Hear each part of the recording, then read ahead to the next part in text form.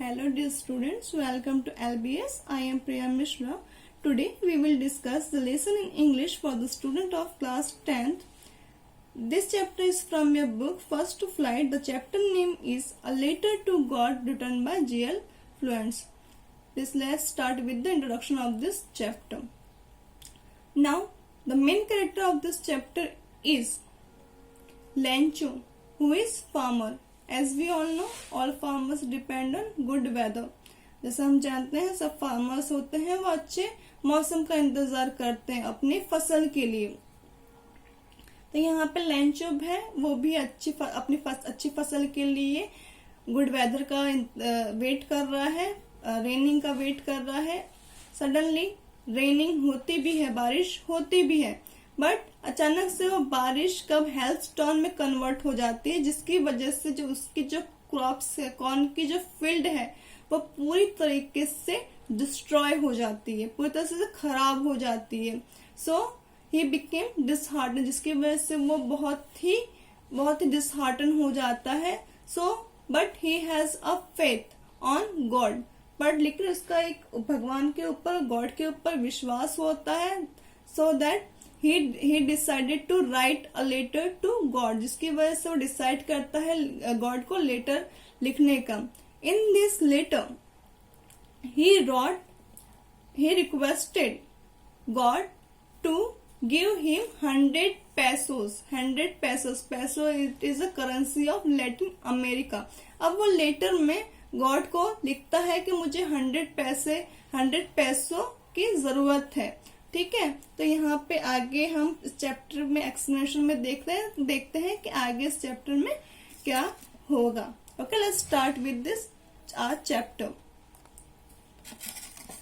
The house, the only one in entire valley, the house the only one in the entire valley sat on the crest top of the hill of the low hill. Listen, in this image you can see that is a low hill, and the top of the low hill there is a house, जहाँ पे जो Lencho है वहां पे stay करता, यहाँ पे वो रहता था।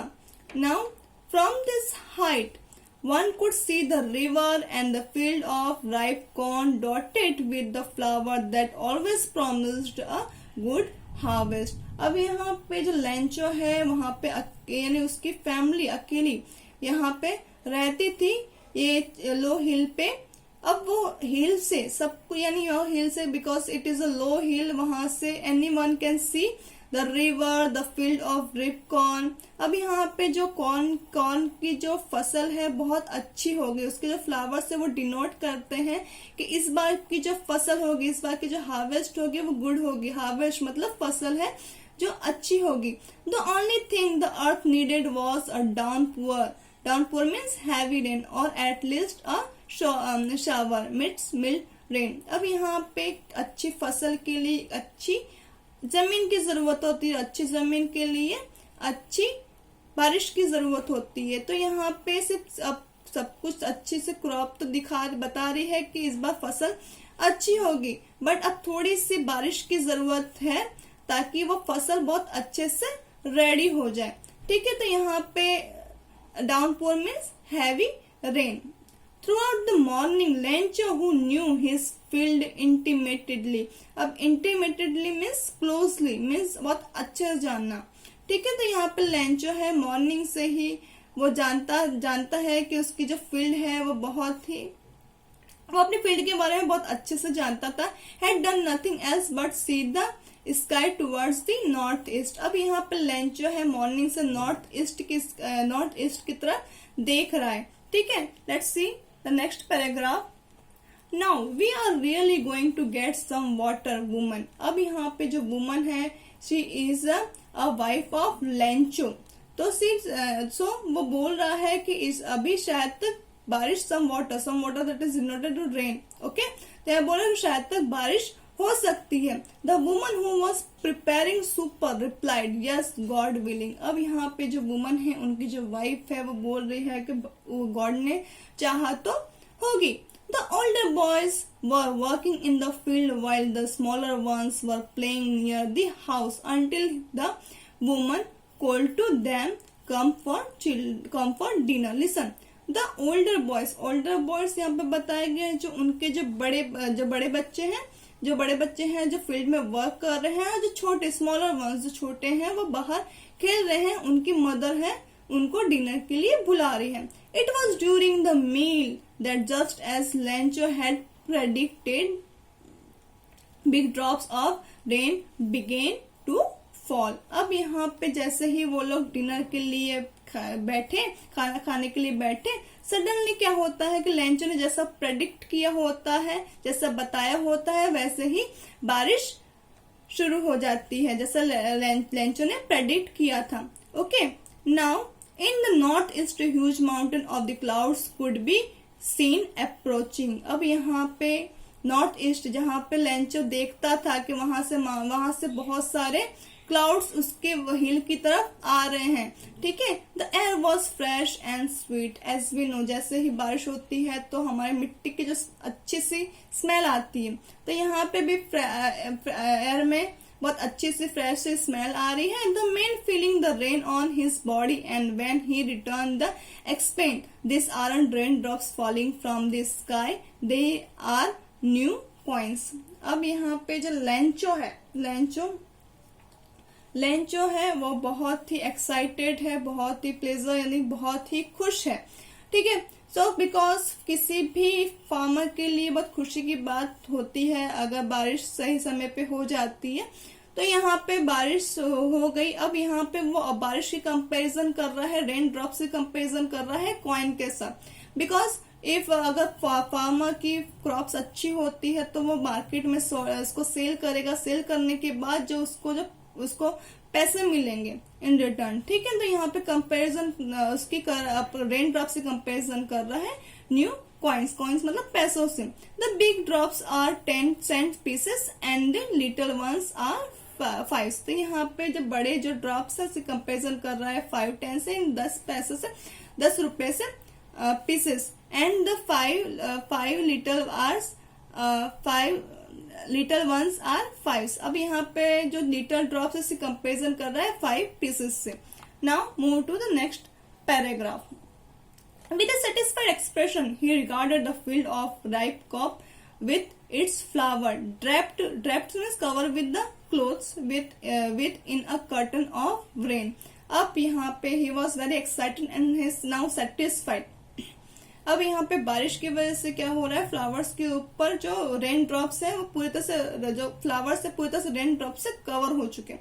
Okay, but suddenly a strong wind began to blow, and along with the rain, very large hailstone began to fall. अब बारिश के साथ अचानक से hailstone भी स्टार्ट हो गए, यानी hailstone मीन्स ओले पड़ना. ठीक है ना. ओले पड़ना भी स्टार्ट हो गया है, जिसकी वजह से शायद तक फसल को बहुत ज्यादा नुकसान होने लगा है. ठीक है. हेल्स्टोन आपको पता है जब ओले गिरते हैं तो कहीं ना कहीं ये आपकी फसल को, आपकी हार्वेस्ट को नुकसान करते हैं. तो यहाँ पे बारिश तो हो ही रही थी, बारिश के साथ सडनली क्या होने लगा, हेल्स्टोन स्टार्ट होने लगा. This truly did resemble new silver coin, the boys exposing themselves to the rain out to collect the frozen pearls. अब यहाँ पे जैसे ही ओले पड़ने, जैसे ही हेल्स्टोन स्टार्ट हुआ, वो उनके जो छोटे बच्चे थे वो क्या कर रहे, बाहर आने लगे. जो ओले थे, तो उसको कलेक्ट करने लगे. फ्रोजन पर्ल्स दैट मीन्स ओले. ठीक है ना. बर्फ के जो गोले तरीके से पड़ते हैं ना, ओके, तो वो कलेक्ट करने लगते हैं. Now it is really getting bad now. अब यहाँ पे क्योंकि एक फार्मर के लिए बहुत ही खराब समय होता है, बिकॉज जब आपकी क्रॉप्स रेडी है पूरी तरीके से, आपकी पूरी तरह फसल रेडी है, और सडनली ऐसी सिचुएशन आ जाए कि पूरी आपकी जो फसल है पूरी से डिस्ट्रॉय हो जाए, तो यहाँ पे जो लेंचो है उसके साथ भी कुछ ऐसा ही खराब हुआ.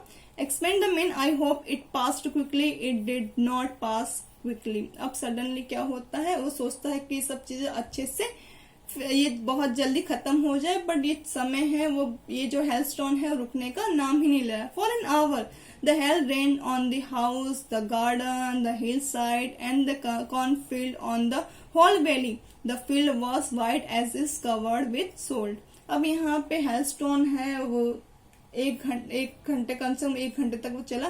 तो फॉर एन आवर, अब सब कुछ, क्योंकि जो हेल स्टोन होता है जिसकी वजह से हर जगह क्या वो जो एक बोल सकते हैं नमक सॉल्ट सब जगह सब बिखरा पड़ा हो, वैसे ही सब वो स्टोन्स हैं वो बिखरे पड़े हुए हैं, हेल्थ स्टोन है वो बिखरे पड़े हुए हैं हर जगह, वो हाउस पे, गार्डन पे, हिल साइड पे, सब जगह। Okay, you can see in this image, so you can imagine. Okay, now move to next paragraph. Not a leaf remain on the trees. अब यहाँ पे हेल्थ स्टोन है, जो आपके ओले हैं बहुत फोर्स से गिरते हैं, ठीक है ना। अब यहाँ पे जिसकी वजह से ट्रीज है, ट्रीज में कोई लीफ नहीं बची है। The corn was totally destroy.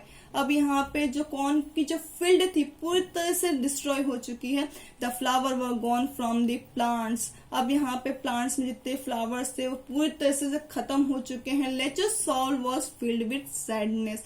अब यहाँ पे लेचर है वो बहुत ही दुखी हो गया है। When the stone had passed, he stood in the middle of the field and said to his son, "A plague of the locust would have left more than this." अब यहाँ पे लेंचर बहुत ही सैड हो चुका है, जिसकी वजह से वो अपने सन को बोलता है कि जो लॉकस्ट मतलब यहाँ पे देख रहे हो, यहाँ पे टिड्डी, इन हिंदी टिड्डी, और टिड्डी जो होती है वो पूरे तरह से अगर ग्रुप में आती है तो पूरी तरह से पूरे जो क्रॉप्स को है पूरी तरह से खत्म कर देती है। तो यहाँ पे वो कंपेयर कर रहा है कि जो हेल्थ स्टोन है, जो टिड्डियां हैं, जो है लॉकस्ट है, वो थोड़ा बहुत भी छोड़ के जाती है, बट ये हेल्थ स्टोन ने कुछ भी नहीं छोड़ा है। This year we will have nothing, there is no one who can help us, well we will all go hungry this year. यानी वो पूरी तरह डिसहार्टेड हो चुका है। वो बोल रहा है कि अब हमारे पास कुछ भी नहीं बचा है, हमारी हेल्प करने के लिए भी कोई नहीं है, और पूरे साल हमें ऐसे ही भूखा रहना होगा। Okay, listen the meaning of locust is insect which fly in the big group and destroy crops. Listen, we stop here. अब यहाँ पे हम इस सेशन को स्टॉप